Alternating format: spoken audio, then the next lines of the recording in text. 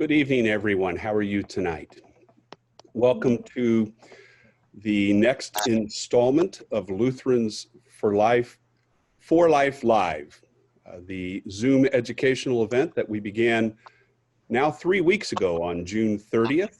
Our first presentation was on vaccines and the For Life ministry, the responses that we can have with vaccines and their production. We heard from Dr. Donna Harrison a week later on medical abortions and the over-the-counter pill and its availability and where Planned Parenthood was going. Today, we're going to have a great speaker who's going to let you know a little bit about life ministry and the Pregnancy Help Center. And I'll introduce Deaconess Katie Willman in just a little bit. As more and more of you are getting online, I want to thank you. One of the things that we ask is that you mute yourself at the beginning and stay muted throughout the presentation unless you have a specific question that needs to be asked at that time. If you can wait for the question to be answered in the Q&A, then please write that in the chat screen on the bottom of your menu. You have a green or a little window, I guess it's called, for chat. It looks like a conversation window in a comic. If you click on that button, you can choose to send your chat to everyone, and then we'll get those questions answered at the end. We'll also have a log of those questions in case some of those need to be followed up afterwards. I want to take just a couple of minutes as we're waiting for some more to come. We have about 55 registered. Of course, we'll see how many actually show up, but I hope as many can and do. My name is Pastor Jeff Duncan. I'm the Mission and Ministry Director of Lutherans for Life. And I want to just review with you very quickly a little bit about Lutherans for Life. Most of you know what we're here doing. Some of you may be new to our organization. Let me tell you, the mission of Lutherans for Life is to equip Lutherans to be gospel-motivated voices for life. And I'm reading some things right off of our webpage, the About Us. It's lutheransforlife.org. In this day and age of sound bites and cliche phrases, we communicate clearly that death is not an acceptable, God-pleasing way to deal with the problems of life, and that there is a better way, the gospel. And that's what it means for Lutherans for Life to be gospel-motivated voices for life. Our message as a Lutheran for Life is the heart-changing truth of the gospel of Jesus Christ. The primary message is not so much, here's what we should do, rather it is, here is what God has done that gives value and dignity to all life. And we like to continually say all life beginning with conception through natural death. And so your life teams, your life chapters, your churches are all involved on what we call the front lines. You are a frontline person working with people who need rescued from the devil, from themselves, from the world, and this culture of death. They need to know what God has done to make life valuable and to bring dignity to all human life. And that's why we've begun these For Life live Zoom video conferences, for an opportunity for you as frontline individuals to grow in your knowledge across a wide variety of subjects, and to be able to apply this knowledge with this gospel voice to bring the work of God to bear in the life of those people who need rescued. I know that tonight Deaconess Willman will share many stories, I'm sure, about how people are being rescued, lives, little babies are being rescued as people come into the Pregnancy Help Center, and where you, as a life team member, as a Lutherans for Life, as a life team or chapter, can get behind those pregnancy help centers, support them and encourage them, and have your part in the activity of bringing God's gospel to bear in those lives. Let's just take a moment, bow our heads, and pray as we begin. Gracious Heavenly Father, whose mercies are new to us every morning. We recognize that this world is living in a culture of death, where death is often the choice over life, seemed expedient and an easy way to take care of crisis pregnancies or struggles in our own lives when dealing with the lives of others. And yet you came in your Son, Jesus Christ, into our flesh to redeem our life from the grave and to bring us life and immortality through his death and resurrection. We pray, Lord, that you will inspire us as we hear these talks to be the gospel-motivated voice of life in our community. Help us work through our church to educate more and more Lutherans and all denominations about the value of life created in your name. And help us to have the strength and the desire to take our voices into the communities and to use our hands and our feet to support the work that God has already called us to do to the glory of Jesus Christ, his Son. So be with our speaker, Deaconess Katie Willman, this night, and be with all of those who will hear her presentation. And where you have seen fit, Lord, move us to service in your kingdom. And in Jesus' name we pray. Amen. One other thing that I want to mention to you, because Lutherans for Life is a nonprofit organization, all of our support comes from you as frontline members through donations. If you have a desire to become a member of Lutherans for Life, if you'll go to our lutheransforlife.org website and look at the ways that you can support us, I would appreciate that. It's because of your support as frontline members to our organization that we can put these presentations out for you. That's our goal, that's our mission and our ministry, and that's how we receive the support that allows this to continue to go. Let me tell you a little bit about Katie here. She provided a little bit of a bio for us. Katie has been the executive director of the Pregnancy Help Center in her hometown of Marion, Indiana for 3 years. She holds a degree in art therapy from the Indiana Wesleyan University. She's earned a Master of Arts in Practical Theology from Concordia Seminary, St. Louis. And she is a commissioned deaconess in our Lutheran Church, Missouri Synod. She spent 7 years holding leadership positions in faith-based nonprofit organizations in Wisconsin, where I happen to be right now at Osceola, Wisconsin at an ARC retreat center. Katie has served as a chaplain supporting children with emotional and behavioral concerns, a house manager for a maternity home, and as a chaplain and camp director for individuals with disabilities. She's the vice president of the Indiana Federation of Lutherans for Life, and she enjoys singing with her church, art projects, spending time with her nieces and nephews, and traveling, as well as the full-time position that she has as the executive director of the Pregnancy Help Center in Marion, Indiana. So I'd like to welcome Katie, and God's blessings on your presentation this night, Katie. Thank you. Well, first of all, I just want to thank all of you for taking time out of your evening to spend with us and to hopefully learn a little bit, and hopefully this will be helpful for you in your community. I'm in no way an expert on the pregnancy help movement, although I have been a director for 3 years now, but every day is a learning adventure. And I'm continually reminded how much more I still have to learn. And many of you may feel that way as well. So you can join me in the learning process. But I hope tonight that I can share with you some of my insights, some of the things that I've learned, some of my experiences, and why I'm so passionate about the pregnancy help movement.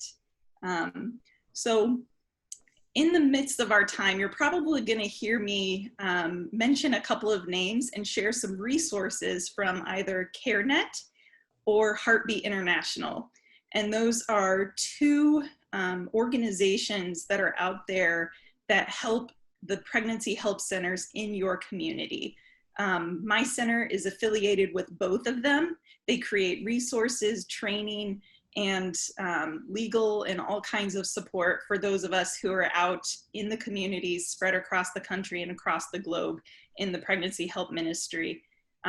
So I'm going to be sharing some resources from them. First up, I'm going to share a little video. It's called The Way of Life, Sanctity of Life. This one's from CareNet, and it gets a little bit into the history of pregnancy help care in the pregnancy help ministry and how that all came to be and how it ties in with the Christian church itself.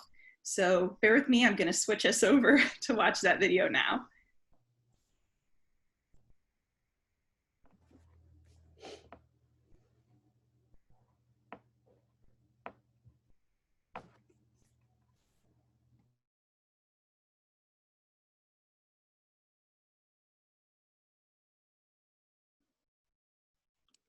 A Roman husband wrote to his wife, "If you are delivered before I come home, if it is a boy, keep it. If a girl, discard it." Aristotle instructed, "When couples have children in excess, let abortion be procured." Roman law agreed with Greek philosophy. Disabled infants should be destroyed. Jesus came into this dark culture. He demonstrated compassion for the vulnerable and offered saving hope even to the worst people. He cared for the sick, fed the hungry, and proclaimed good news. "Let the little children come to me." Early Christians called themselves followers of the way because they imitated Jesus Christ, whose way of living was radically countercultural. They were mocked, lied about, and abused by those around them. Yet they still became known for seeking justice and showing mercy. They even adopted abandoned babies. Of the way know that human worth comes from God, and life begins before birth. For you formed my inward parts. You knitted me together in my mother's womb. I praise you, for I'm fearfully and wonderfully made. Throughout history, Christ followers spread the gospel in word and deed, helping prisoners, slaves, the hungry, sick, pregnant women, orphans, and disaster victims. There's the 16th century parish priest Vincent de Paul, who organized care for war orphans, ransomed slaves, and supported victims of failed abortions. In Britain, William Wilberforce and Hannah More worked together to end the slave trade. Gladys Aylward shared the good news in China. She adopted orphans, advocated for lepers and prisoners, and helped end the binding of women's feet. Nobel Peace Prize recipient Mother Teresa spoke of abortion destroying peace. She said, "The so-called right to abortion has pitted mothers against their children and women against men. It has portrayed the greatest of gifts, a child, as a competitor, an intrusion, and an inconvenience." The same compassion that motivated these believers and millions of others throughout history led Francis Schaeffer to mobilize modern Christ followers to speak up for abortion victims. He helped found CareNet, which supports more than 1,100 pregnancy centers today. These centers empower women and couples with Christ-centered support and realistic alternatives to abortion. Christian adoption agencies help birth parents place their children in loving families. Many believers have even provided shelter for pregnant women needing safe haven. As followers of the way, our convictions remain countercultural. When we help people making pregnancy decisions choose life, we are joining the greatest rescue mission in history. Sharing mercy with marginalized people and seeking justice for the oppressed is still authentic evidence of following Christ. Dear children, love with actions and in truth. Act justly, love mercy, and walk humbly with your God.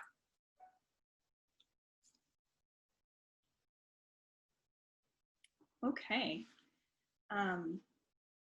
So as we saw through that, the sanctity of life issues are not new to our world.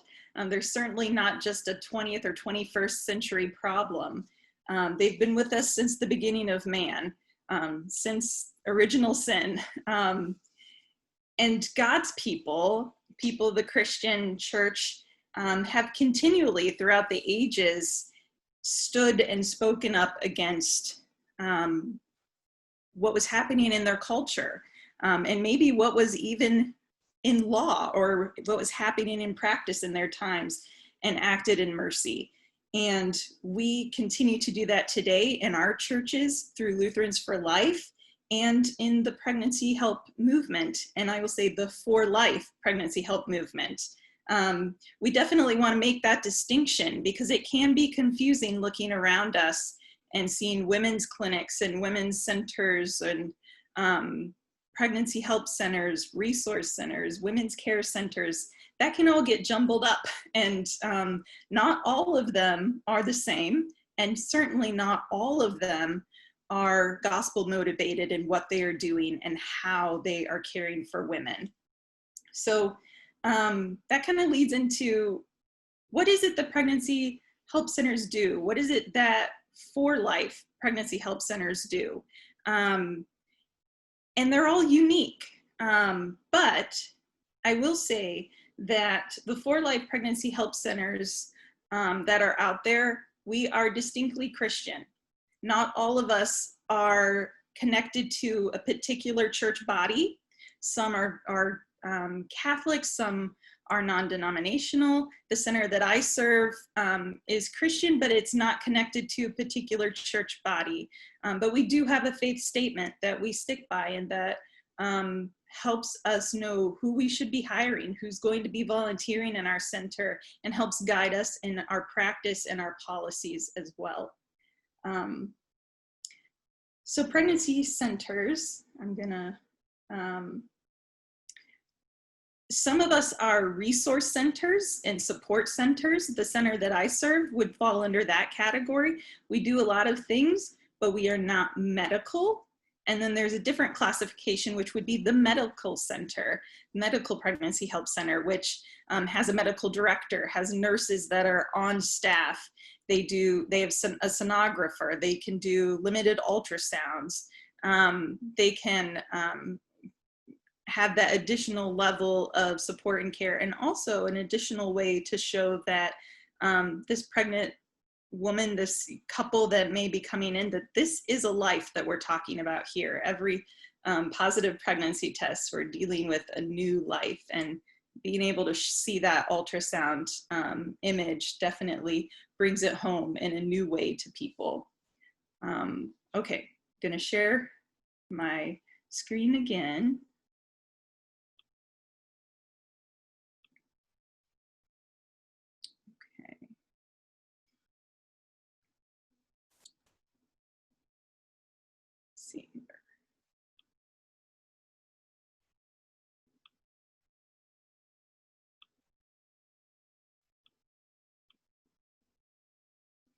Okay, so I know that a lot of you are probably very aware of what the Pregnancy Help Center in your community does and what it's all about, and I love that. I'm really hopeful that you are well connected and know what's going on in your center. But some of you may be like I was growing up. Like Jeff said, 3 years ago I had the opportunity to move back to Indiana, to my hometown, and I'm now serving in the Pregnancy Help Center that started way back in 1992 when I was in elementary school. But I wasn't really aware. I maybe saw it on the street, saw the sign, but I wasn't aware of what they did, even into high school and college. I knew that it was there, but we didn't really talk about it a lot in our church, and I certainly had never been there. So maybe some of you are the same way. Maybe you've driven past a sign in your community, in your county, and you know that something's there, but you're not really sure who they are, what they're all about, what their mission is, and if it's something that you may want to be a part of. So For Life Pregnancy Help Centers do a lot of different things. They can look different, so it's really great for you to do a little research and find out what the services are at your center in your community, but almost all of them offer pregnancy testing that's free of charge. Some of them offer ultrasounds as well, and all of us do pregnancy decision coaching and options counseling. And we have trained client advocates that do that with our clients that come in to see us. We give information on the 3 different options that every pregnancy has. And those 3 options are, you can choose to carry through the pregnancy and parent, you can choose to carry through the pregnancy and make an adoption plan, or you can choose to terminate the pregnancy.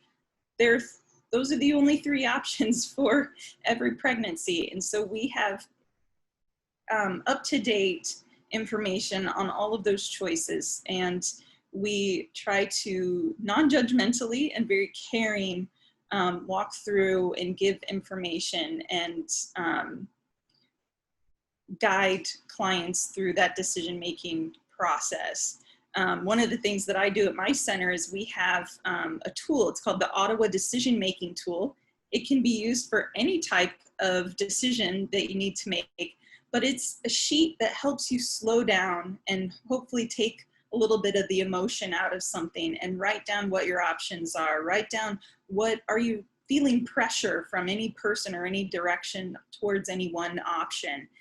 What support do you need to make a good decision? What information do you need to make a good decision? It just helps to slow down the process and help clients feel prepared to make the best choice possible for themselves and their future. So that's something we also are able to do with clients. A lot of centers offer material assistance, and sometimes it's a mommy-daddy store, a parent store. We have diapers and wipes and food and formula, clothing, diaper bags, all kinds of things that are helpful for our moms and dads who are either preparing to have a child or have just had a child. Sometimes those materials are connected into an incentive program, like Earn While You Learn is a very popular program. It's a parenting, education, and support program that has a vast amount of curriculum, starting all the way at first trimester and walking through with information and videos and support all the way through pregnancy and beyond into infancy and toddlerhood and preschool and all kinds of parenting topics and concerns and developmental stages. And sometimes as clients go through and do that education and get support from us, they can earn the opportunity to shop or to, we have what we call little dollars that they earn and then get to go shopping in the parent store. There are also maternity homes out there that help give pregnant people an opportunity that who may be in between homes or who are in a challenging situation, that they have a caring, supportive, safe place to stay while they're pregnant and to help get them on their feet as they move on, either to make a parenting, to choose to parent or to make an adoption plan. There are also a lot of centers that offer abortion recovery support and even recovery groups. Some of them offer them for both men and women. We have fatherhood programs. We even offer, we have an abortion pill reversal network that those who have maybe started a chemical abortion and then decided that that's not what they want to do, that they can get support to reverse that chemical abortion.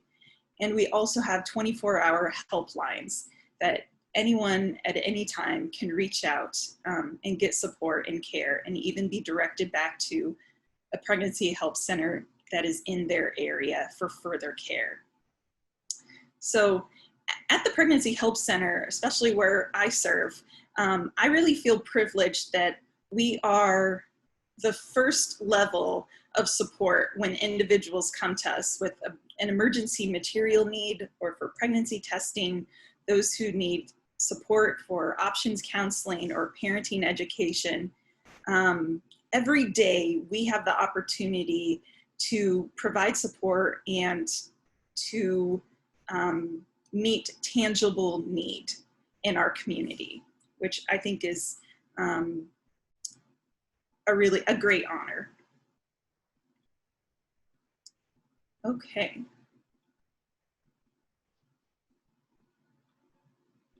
Alrighty.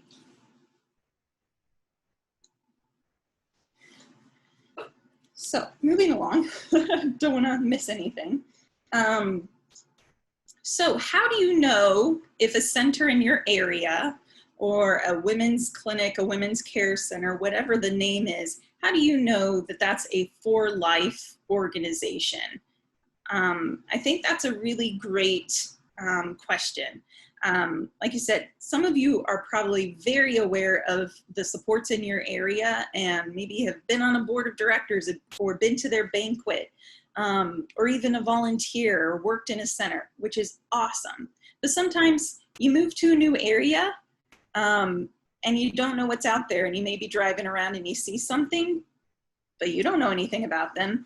And oftentimes what I've found in conversations with other people, I've found that a lot of times there's some very misleading advertising or names out there for what we'll call secular organizations, whether it's a Planned Parenthood or a Whole Women's Health or whatever the title is.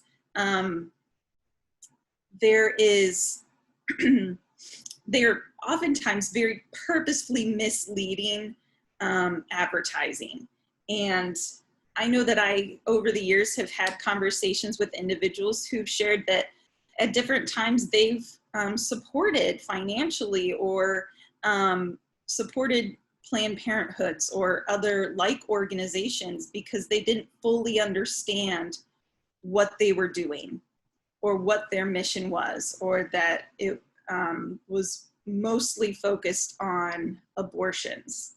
And so we want to help that not happen in the future. We want you to know what the centers out there are that you feel confident referring to and supporting and being involved with, and what centers that you probably wouldn't want to direct women or community members that you know to. So there are several ways that you can do this.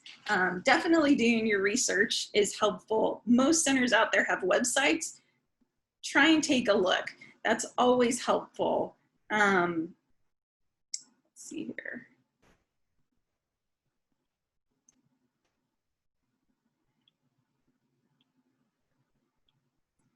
Okay. So like I said, do your research, check out their website. Like I said, two of the main affiliate or organizations that centers like mine are affiliated with are Heartbeat and CareNet International. If you see a center out there that's connected to one of those, you have a pretty good idea that they're a for life center.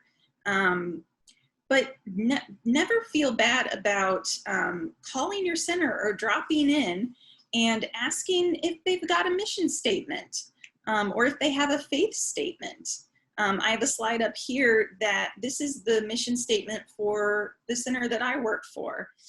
Pregnancy Help Center is a Christian ministry that affirms the biblical view of life, sex, marriage, and family by providing life-affirming education, support, and referrals to the women and families of Grant County. You want to see something that in a mission statement or faith statements that very clearly show that this is a Christian organization and they are going to affirm God's will for marriage and family and sex. Those are all really important things. Every mission statement's different, but you want to make sure that those are some key things that are mentioned. Also, call a center and ask if you can talk to their director. I love talking to new people in the community who are interested in knowing who we are and what we're doing. I'm always happy to show somebody around. We moved into a new location earlier this year, and I love people coming and being able to show them around the new center and what we're able to do in our new location. Another resource that is helpful is Heartbeat International. On their website has a global database of maternity homes and resource and medical centers that are out there in the communities across the United States and other places in the world. I find this very helpful because sometimes I have clients who move, or who, I have a couple of universities that are in my county. And sometimes I have clients who come to us because they're at school and then they're moving away, or they're going back home, and they still need support, but they need it in a new location.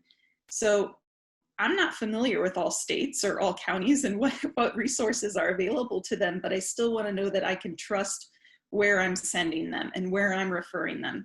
So the database can be really helpful. And that is,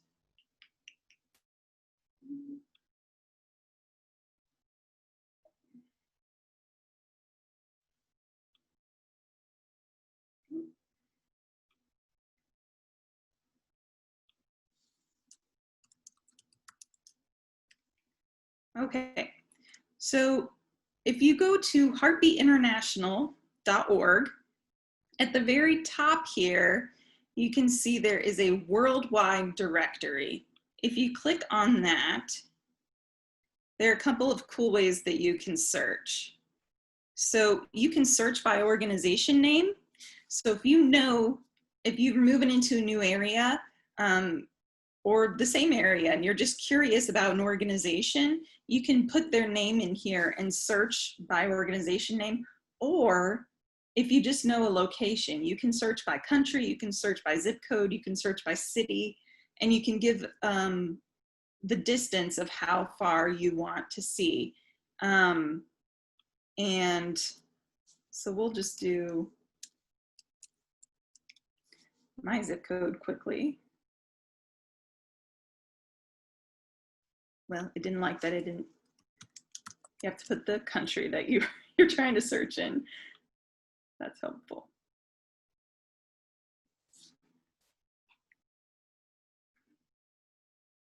All right, so it pulls up, I've searched for within a 25-mile radius, and it gave us 2 different listings, and it tells you where it is. And you can also see you can also search by type of organization. So you can search for a medical center, you can search for a maternity home specifically, which is really helpful depending on what type of service you're looking for, or what type of referral you're in need of. Okay. So that's a great way also to check out if your center shows up there. Again, you're going to know that this is an organization that is for life. This is a Christian organization, and you can trust a little bit more that this is a place that you may feel comfortable referring people to, or learning more about, and potentially getting involved with. Okay, so switching gears a little bit, well, in the same line, I want to talk a little bit about still with the pregnancy center and what we do. Most of the centers out there are individual centers. There are some that it's a network of centers that may be 2 or 3, maybe 4 that are under one larger leadership. But a lot of us there's maybe one of us in our county, like my center. We're an individual center, and we have our own set of board members, and we're the only one of our kind in the county. And a lot of the counties around us are similar. When you get to larger areas, larger city bases, you're going to see a lot more, but there are some states where there are very few. But because we are affiliated with Heartbeat International or CareNet or both, we have what is called our commitment of care and competency. And that's something that was created together. And if we are affiliated with one of those, you know that you can, we are being held to this level of standard for our center and for our clients, which I think gives us all a level of, well, you know what to, at least a base level of what to expect when you're dealing with one of us. So I'm going to show what that is.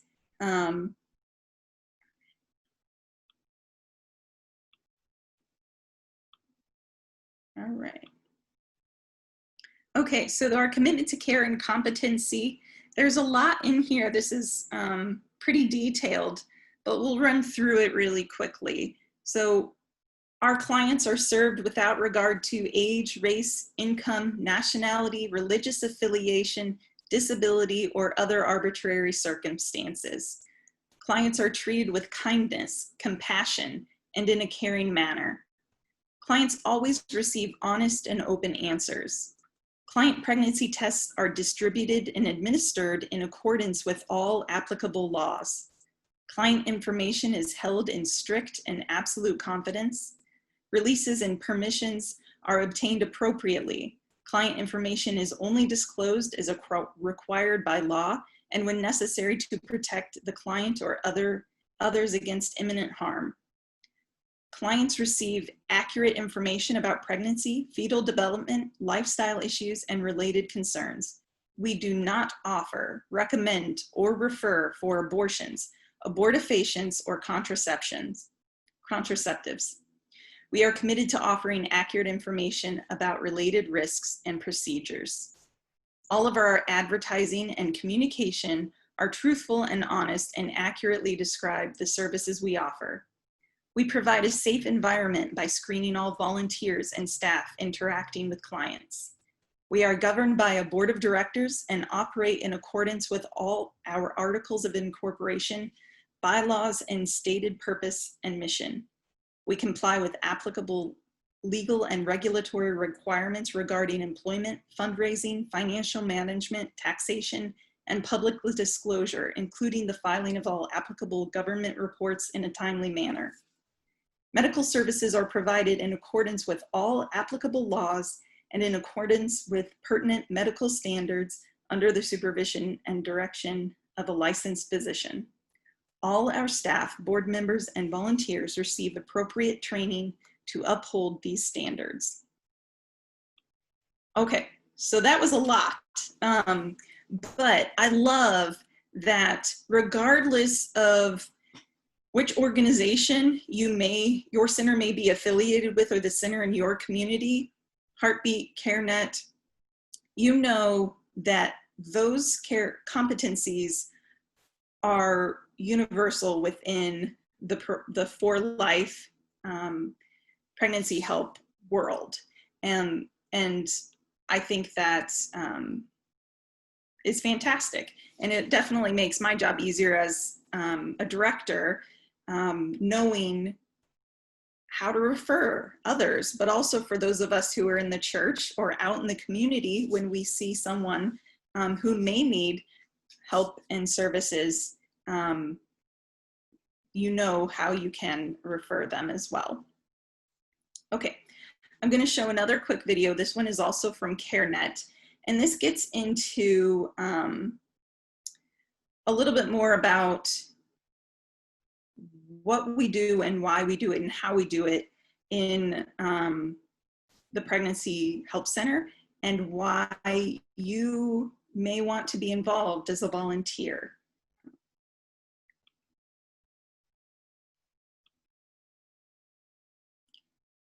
This is from a course, a much larger course. We're just going to see a couple minutes of this, but it's called Caring Foundations.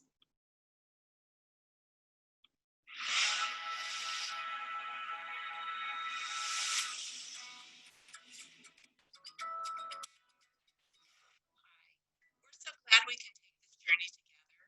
If you're joining us now, you probably have a growing desire to advocate for life. Pregnancy centers exist for two reasons: to offer life-affirming, compassionate, open help to people making pregnancy decisions, and to invite them into a transformative relationship with Jesus Christ. Many people come to this ministry with a passion for justice for babies and compassion for women considering abortion. Some come to provide compassionate care to people facing tough choices. Others contribute professional skills as a volunteer, staff, or board member. Still others bring a willing heart to serve in any way needed. Whatever your place on the team, this module will help you reflect on 3 important realities of involvement at your local center. First, pregnancy center ministry is worth pursuing. Both abortion and unwanted children are part of the brokenness in our world. But God is passionate about redeeming and restoring broken people, people made in his image. The Lord is good to all and has compassion on all he has made. So advocating for life is a biblical imperative. We care for all lives, women's, men's, children born and not yet born, without showing preference for some over others. Second, pregnancy center ministry is worth pursuing with excellence. Consider Colossians. And whatever you do, whether in word or deed, do it all in the name of the Lord Jesus. We want more than good intentions. We want to make a difference, to be effective advocates for life. Third, pursuing pregnancy center ministry with excellence requires wisdom. Scripture explains, the wisdom from above is first pure, then peaceable, gentle, accommodating, full of mercy and good fruit. We want to love women and couples facing pregnancy decisions wisely, coach them with sensitivity and godly insight, and advocate for them and their children. This course is designed to give. Okay. So we want to do what we do with wisdom, and we want to do it with excellence as well. And so that takes a lot of training and a lot of time, and it takes a lot of volunteer support. And it takes a lot of volunteers from the community and from the churches who also care about the sanctity of life and about life ministry and about carrying out, as we say in Lutherans for Life, being that gospel-motivated voice for life, whether it's in the Pregnancy Help Center, in the pew in our congregation, or out in the community in whatever our vocation may be. And the really great thing about, every Pregnancy Help Center that I am aware of is that for our volunteers who are going to actually be in the center, maybe not for special events or things like that, but we always offer training to our volunteers. So we're not just going to throw you into a situation blind. There's always going to be nerves. And like I said, I'm still learning every single day, and definitely have things that I know I could be doing better and have education gaps, but we're going to train you to know how to interact in the center and how to care for our clients and how to interact with them and how to do just the activities of the center while you're there. Okay, so a couple things, just to recap. Make sure you're out there looking around, knowing what the centers are, what the support is in your community. Get to know your local pregnancy help center, your For Life Pregnancy Help Center, if you aren't already. If you are, take a look around your congregation. Do you have anything posted? Is that information readily available at your church? Especially things like not just the main services of the Pregnancy Help Center, but if your pregnancy care center offers post-abortive support, that's a great thing for people in your congregation to know about. Not every congregation has somebody who is trained and able to offer that specific type of support, and that's a great way that your pregnancy help center in town is willing and ready to partner with you, because I know in my center we have somebody who is definitely trained and is ready to partner with you if you have somebody to refer for that type of service. But we don't know everybody in your congregation. So we need you to help us make those connections where they're needed. Okay. So a little bit about maybe some struggles that are out there with the pregnancy help centers. What are some challenges that we are facing? Challenges just as the church and us as Christians face in a culture that is certainly not, doesn't value life in a lot of ways. So there are centers that face legal hurdles and battles all the time. My center's in Indiana, and we are fortunate that we have a lot of legislation and still a lot of community support for the church and for life activities. A lot of other states and a lot of centers are not that fortunate. I know that in states like California and Illinois and others, they've had legal battles where they were being, they legally were made to post advertising within their centers for where to go to get free abortions. And they were legally made to comply. Challenges that I know I certainly haven't faced here, but in states, they have battles like that. I know that there are centers that have received have protesters in front of their centers who have fake clients who come in and try to stir up trouble or try to write stories about them, showing them in disfavorably. There are those that are harassed on a pretty often. Again, those are things that my center has not dealt with recently. There are times where there are big movements where they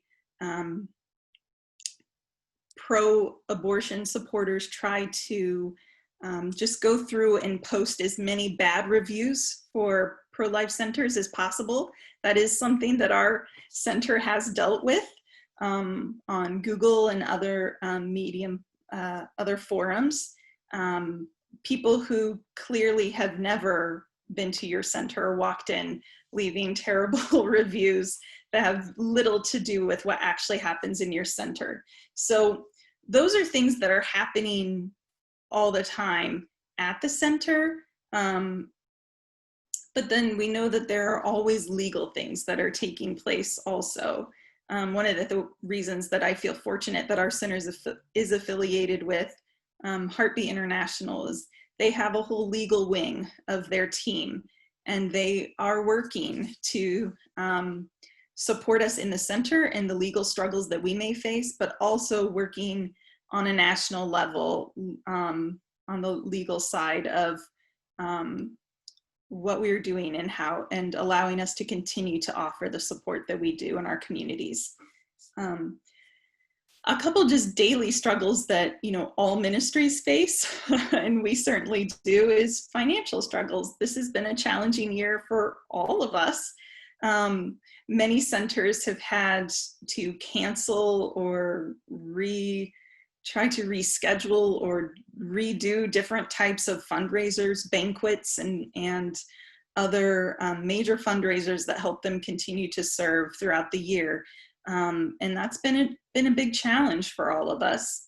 A lot of us are supporters, or the churches that support us aren't getting the same level of support financially that they usually do. So their capacity to support us is diminished. So we also always need financial support.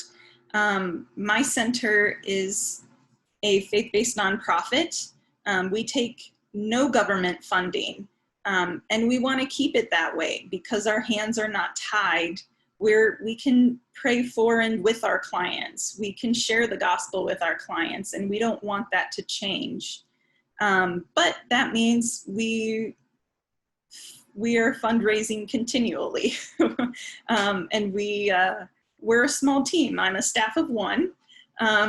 So that means you're wearing all the hats, which is a good thing because I never get too far from client care.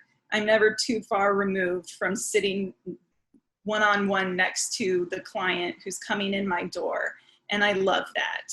And it definitely continues to bring home to me what we do and why it's so important when you're sitting next to a scared young woman who doesn't know what she's going to do and just needs somebody to care. And we get to do that every day. We also have a need for volunteers, as most ministries do. We definitely, like I said, I'm a staff of one. A lot of smaller centers have smaller teams. They may have some part-time staff. Most of us have at least one full-time person. But a lot of our client advocates,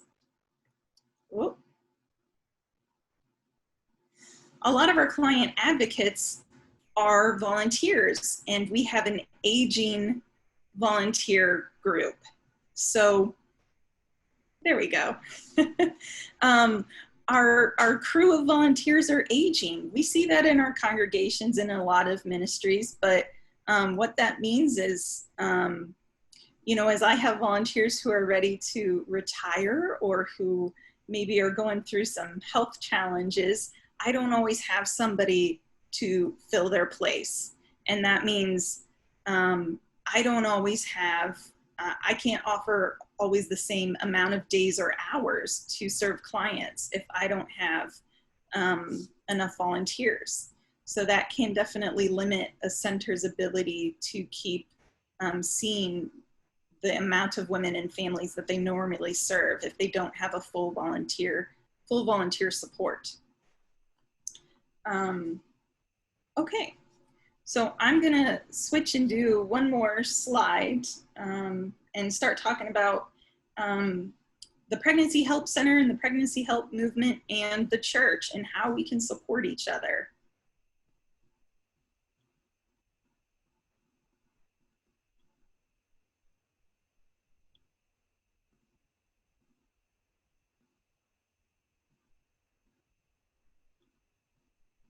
Okay, so I've got 2 more slides, but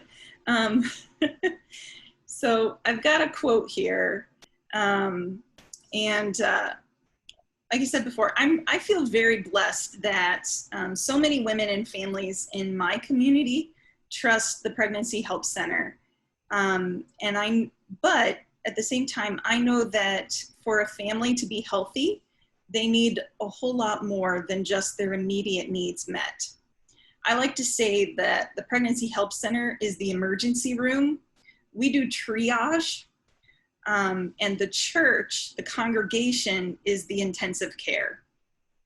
Roland Warren, the president of CareNet, says that life decisions need life support, and the church is God's instrument to provide life support to women, men, and families, to empower them to choose life for their unborn children and abundant life for their families. And this is absolutely true. I like to say that I look out into my community and we have a great level of need, and you probably see the same in your community. I also look around and see there are a lot of people there who want to help. We have a lot of nonprofits. We have a lot of agencies that are there to try and care and support children and individuals and families. We have a lot of programs in our community. But the problem is there are never enough programs, government support, or nonprofit agencies to do the work that a healthy family of faith does. You can't replace it. You simply can't replace a family, a healthy family, and a family of faith. It doesn't matter how many agencies you have. Those agencies do good things, but they can't replace a good family. So at the Pregnancy Help Center and Pregnancy Help Ministry, our hope and prayer is that our clients come to know the abundant blessings of and through living out God's will for their families. In the video, the first video that I showed, the sanctity of life, of human life issues, got myself tripped up. So our goal is to stand together with the Christian church against our culture that so often wants to say that death is good and that life is an inconvenience or a hindrance. And to bring this a little closer to home, I know that in my community, in my county, last year in 2019, 69 women chose to have an abortion. We also know that records show that 1 in 4 women who have chosen an abortion were attending a Christian church at the time. So what that means to me is that the church, our churches, we're missing women and men who need to hear and know the forgiveness and healing through Christ. And we have women and men who need to be supported and loved enough that they're able to choose something better for themselves and for their children. Okay.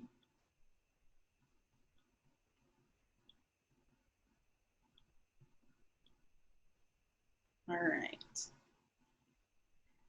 So how can we support each other? The church and the Pregnancy Help Center, the For Life Pregnancy Help Center. Well, first and foremost, we need to pray. We need to pray for our congregations and our community and our culture.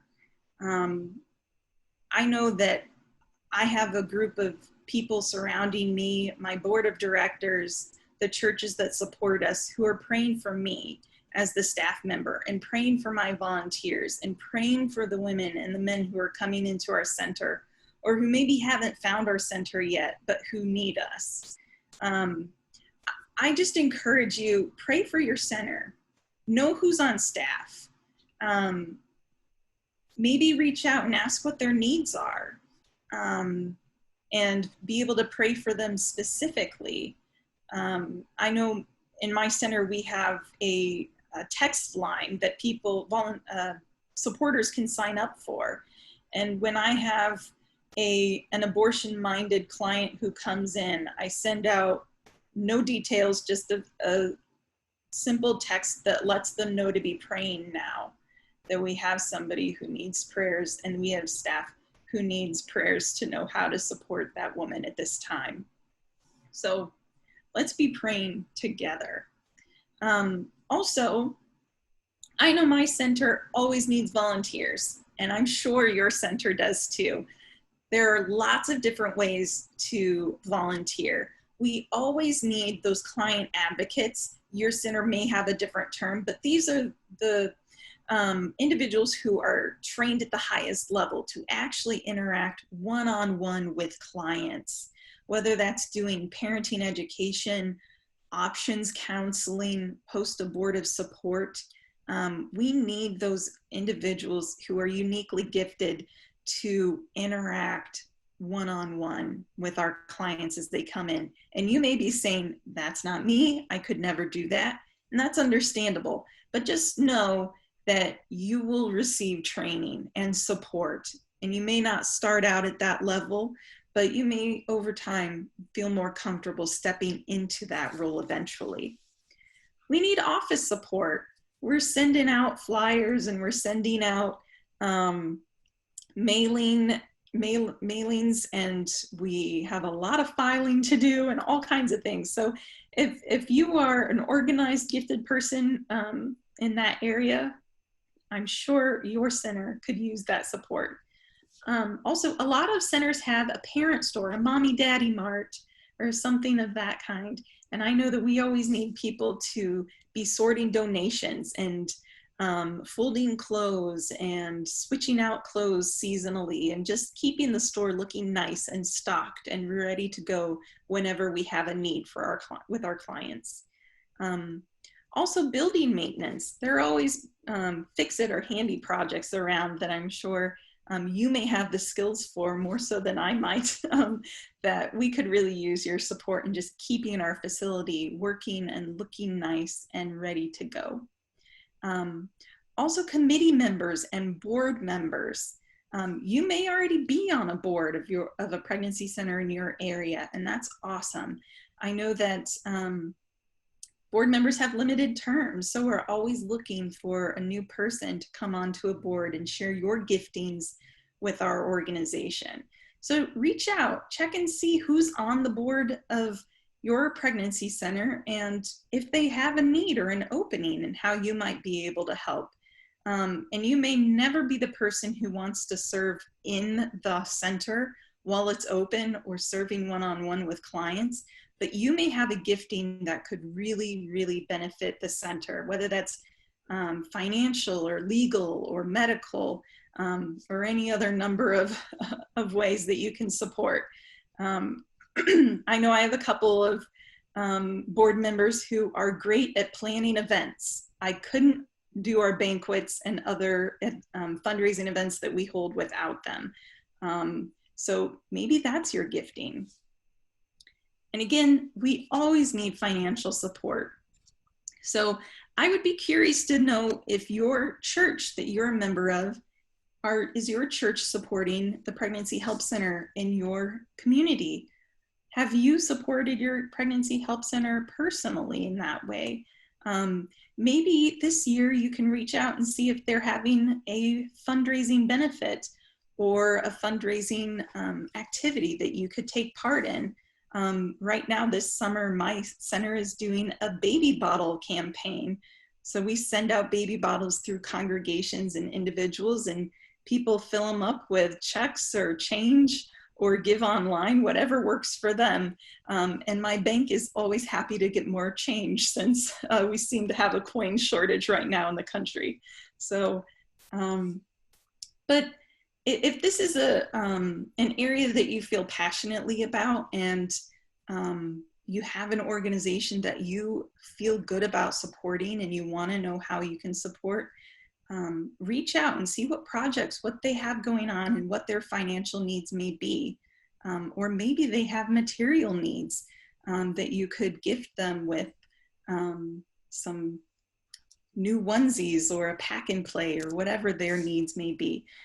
Always feel free to reach out. I know I love when people reach out and ask me what our center's needs are. For a while, we had a run where everyone is giving the same size diaper, which we were very appreciative of, but we can't go through 10,000 size 1 diapers. We also need all the other sizes. So when people reach out and ask, that's really helpful for us. And also referrals. This is a great way that the church and the Pregnancy Help Center work together. You know who in your congregation needs some support and who you come in contact with in your everyday life. I don't see all those people, but you know how to refer them to us. Also, I want to know who the active, caring, compassionate, grace-filled churches are in my community, so that as we interact with and build relationships with our clients, I know who in our area I feel good about referring them to and who they're going to be welcomed with open arms into their congregation. That's a really great way that we can support each other.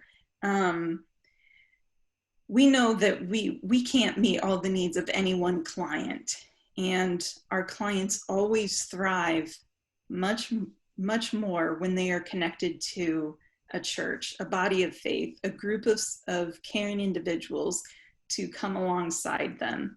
And so we want to know you as a congregation in our community and who to be who's the contact person and how we can connect families and individuals with you. Also, a couple of the big things that I see, there we go. A couple of the big ways that I see the church as a huge help and a huge benefit in general to our culture and our community, but definitely to the Pregnancy Help Center, is that I showed you our mission statement, and we are all around upholding the biblical view of life and family and sex. We need the church to speak about all of that. If we have more people in our church and in our communities talking about what God's will is for us as humans, relationally, interrelationally, we don't want our young people to be learning about that from the culture. We want them to be learning that from their families and from the church. I see a lot of young women, a lot of clients who have a lot of gaps in understanding and a lot of gaps in knowledge, and have very poor views of themselves and their worth. And I think that is where the church can speak so strongly into all people, but definitely our young people, and where their worth comes from and where their value comes from. And then it has nothing to do with them as individuals or what somebody out there may say about them.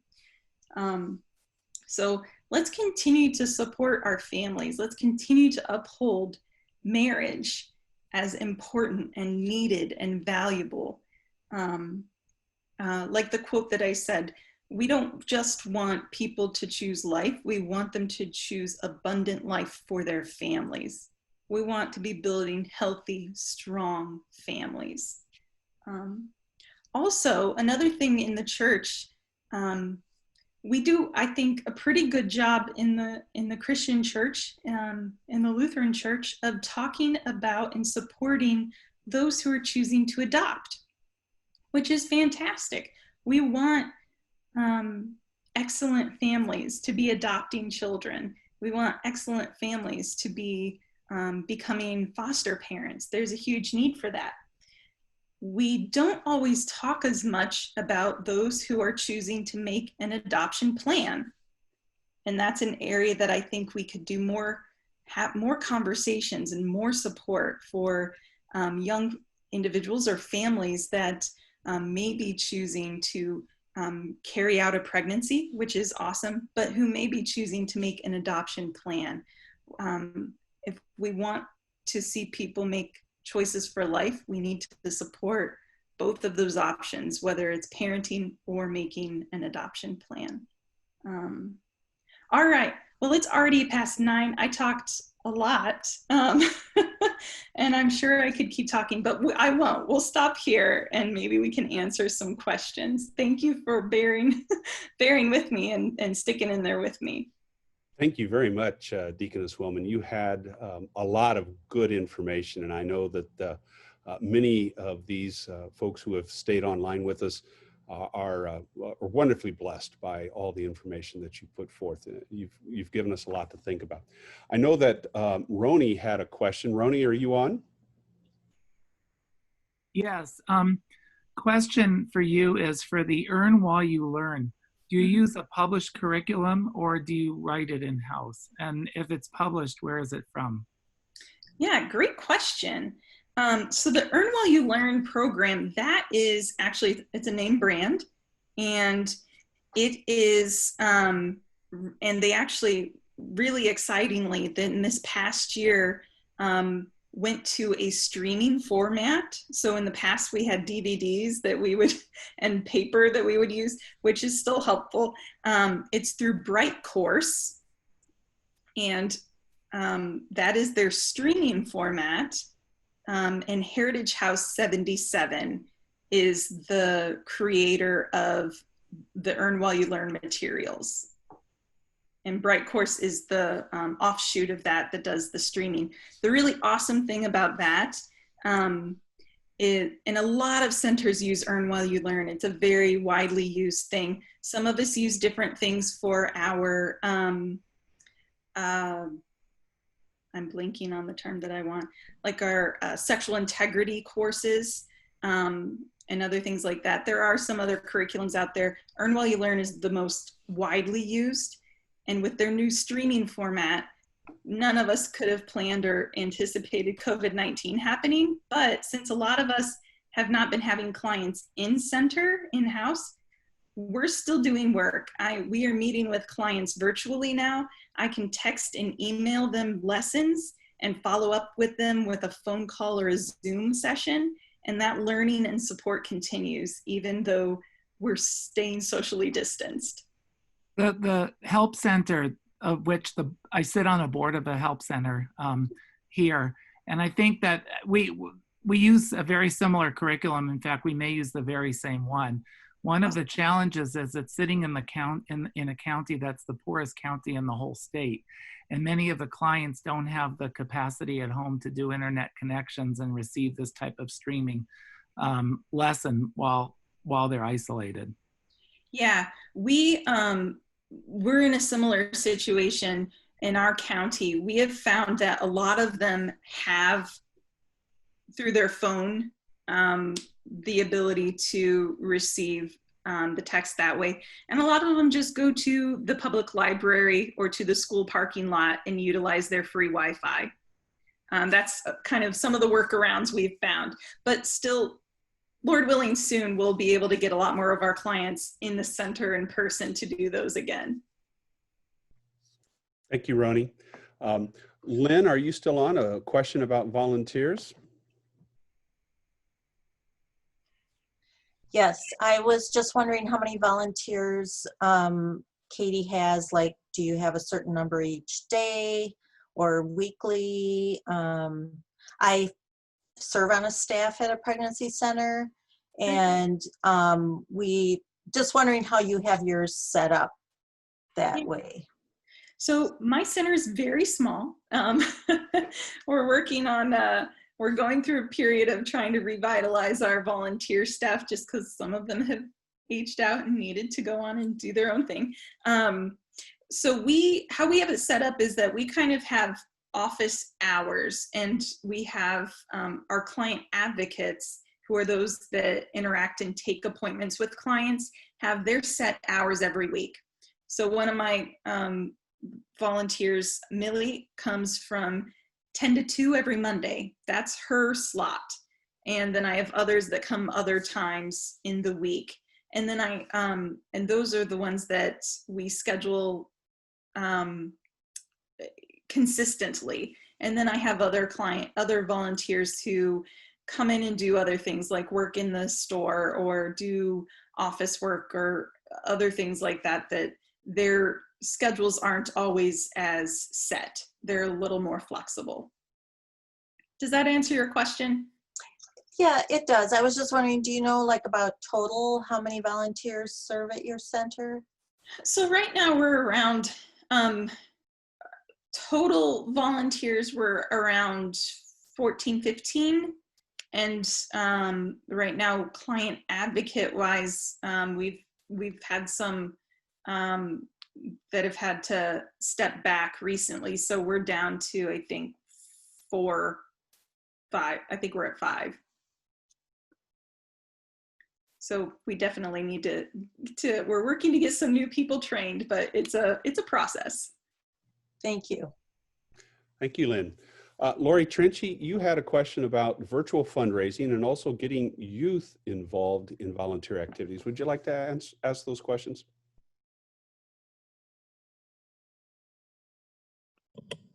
Yes, thanks for inviting me to do that.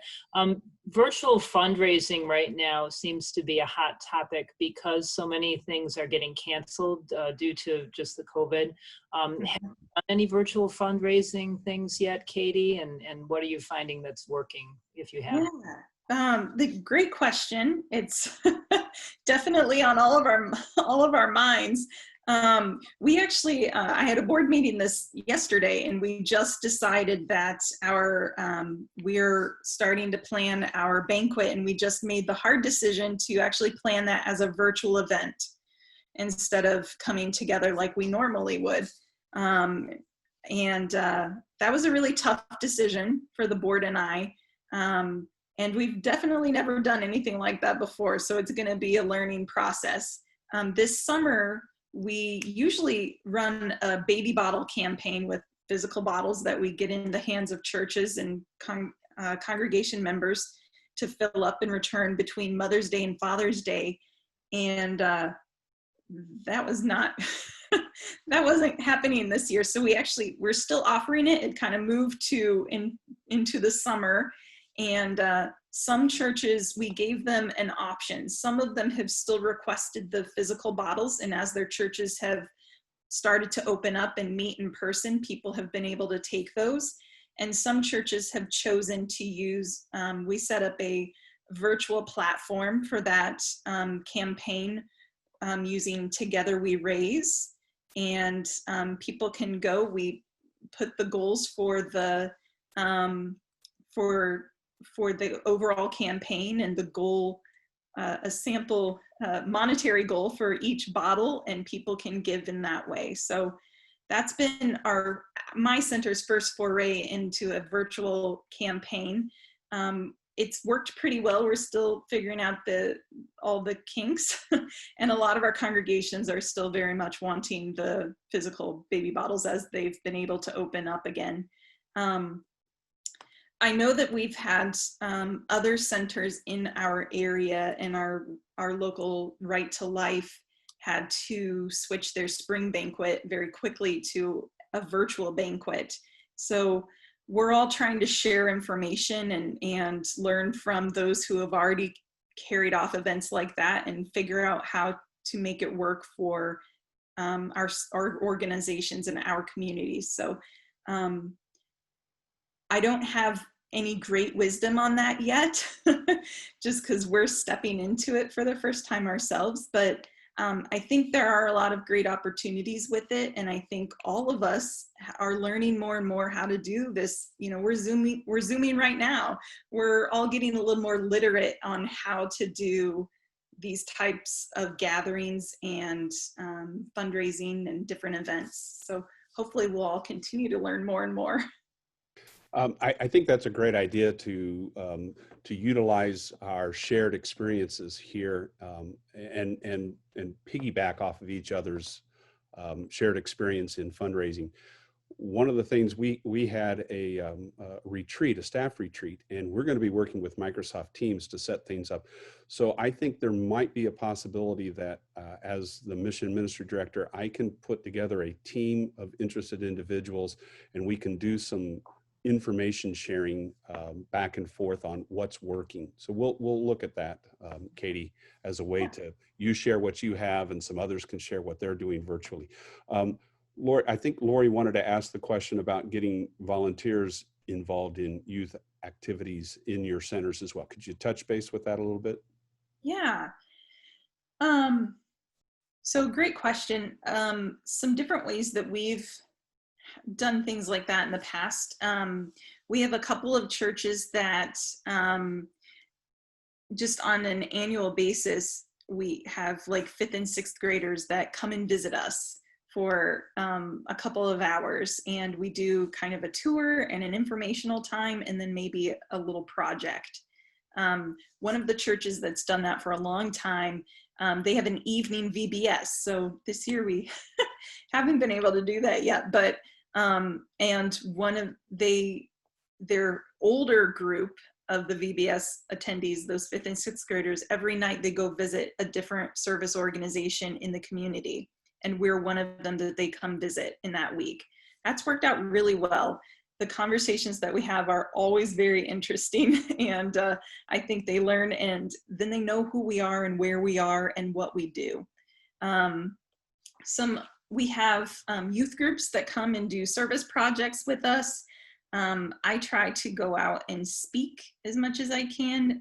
Coming up on Sunday, I'm speaking to the young adult group at one of the churches in our county, and then the following Wednesday, they're coming to do some work projects at the center. So a lot of times we try to pair things with a work project or a community event and an educational side of things.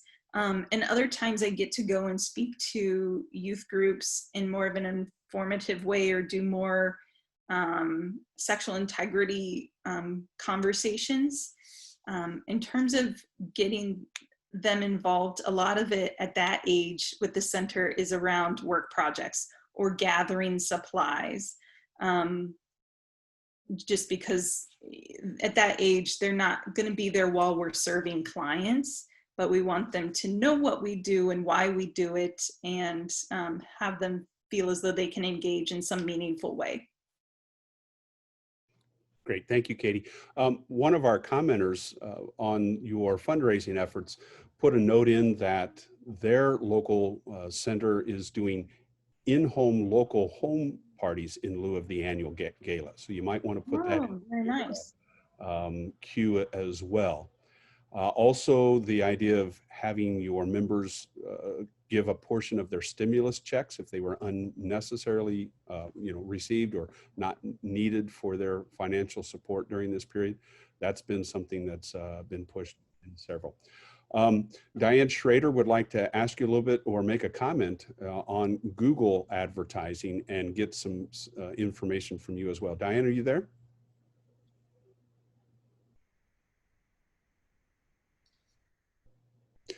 Okay, well, Diane put that Google advertising is very difficult for crisis pregnancy centers, that they're putting taglines on, that the organization does not perform abortions. Have you had any problem with that, Katie, in your experience?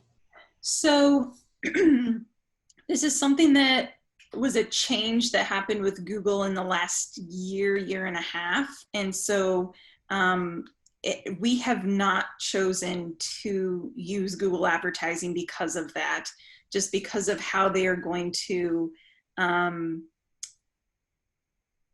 of tag you and the information that they're going to be putting on your advertisement. So we just haven't, my center has just chosen not to engage in that.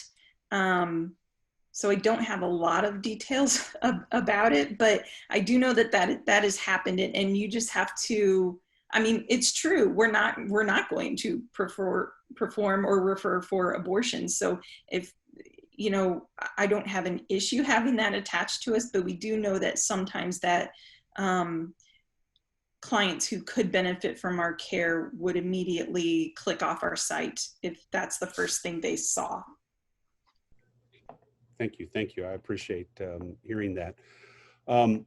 Joseph Meisner, you have some comments about how you're noticing less and less people calling the centers. Joe, are you there? See. Go ahead, Joe.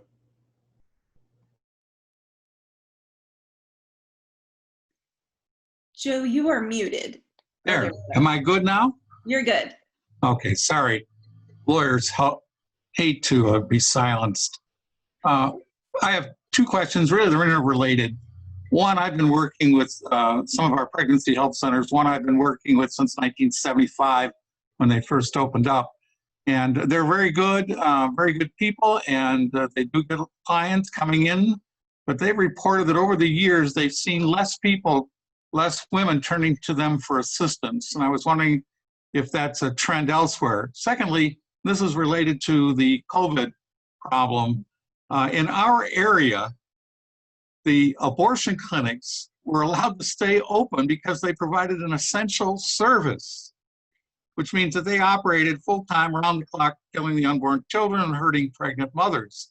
At the same time, the pregnancy health centers were not considered an essential service, and therefore they only functioned by telephone and ways like that to reach out.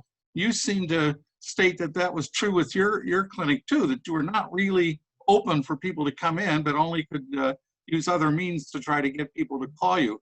So those are the two questions. I'd appreciate any comments and wisdom. Thank you. Absolutely.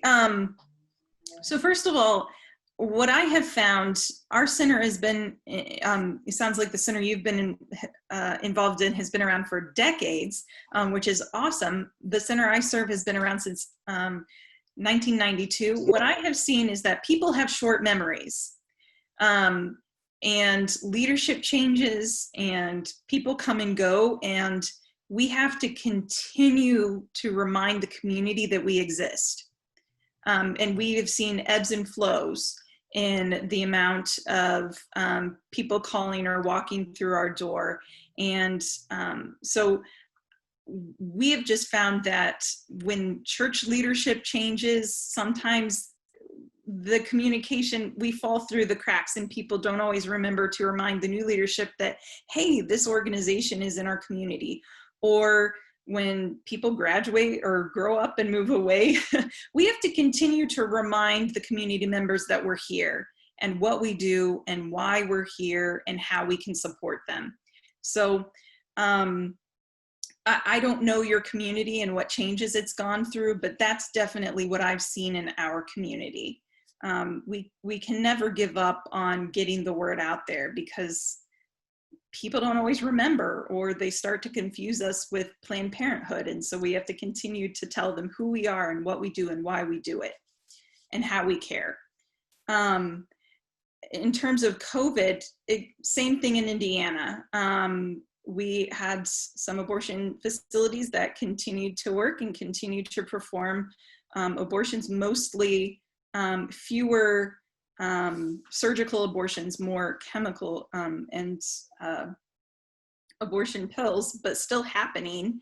In our community, we shut down to just me. I remained in the office I've remained in the office throughout and answered the phone, and we continued to give out material assistance. We opened it up not just to our existing clientele, but to anyone in the community who had a need for diapers, wipes, formula, or food.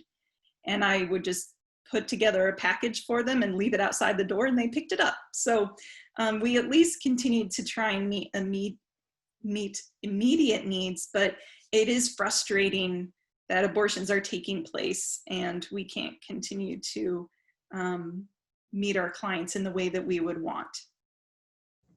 Definitely. Thank you, Joe, for that question. Thank you, Katie, for all the responses that you have given tonight. I want to remind you folks that we are here as this gospel-motivated voice for life. Lutherans for Life needs you to become a member. Go to lutheransforlife.org, and any donation qualifies you to become a member of Lutherans for Life. This is how we continue to keep these voices coming to you. Katie, you have been an excellent host tonight. Mike and Diane Albers in St. Louis want to add some information about what they have done in their city for their Crisis Pregnancy Center.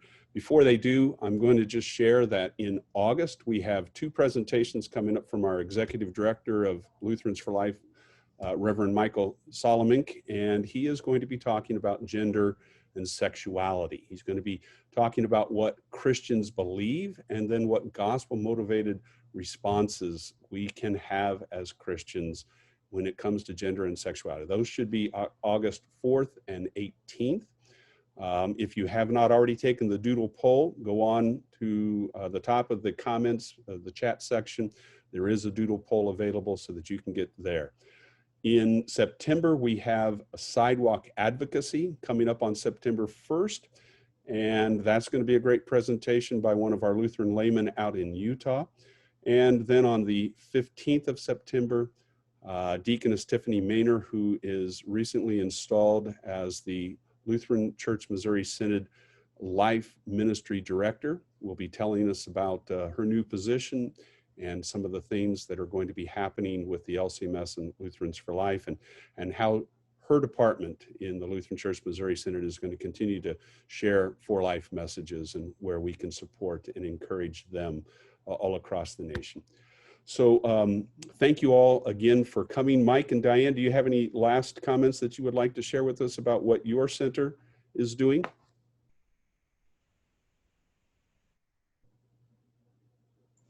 Well, we decided not to do a virtual banquet.